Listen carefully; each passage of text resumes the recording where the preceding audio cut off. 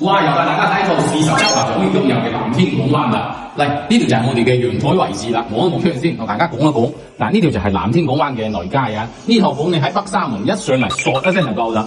嗱，呢邊就係我哋嘅橋頭綜合市場啊嘛，橋啊，對旁邊就係麗港華府啦。呢邊就係我哋嘅地中海小區，出入相當方便嘅。車庫就喺下面啦，呢邊係嘛？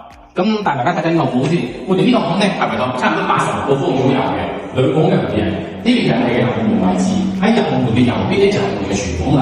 廚房咧已經打咗一半啦，以前呢度係封晒，其實已經打咗一半啦，係嘛？保養得比較新淨，都係新光投入。嗱，呢邊就擺冰箱啊，就比較 OK 啦。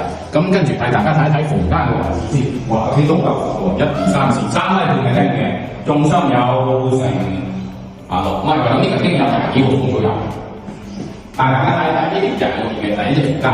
呢隻房間咧好靚嘅，已經整塊鋼頂櫃啦，不過硬得好似有些少問題，冇做得到，係嘛？呢邊整晒鋼頂櫃，呢邊就係我哋嘅衞生間。衞生間咧可以重新再整翻乾濕分離嘅。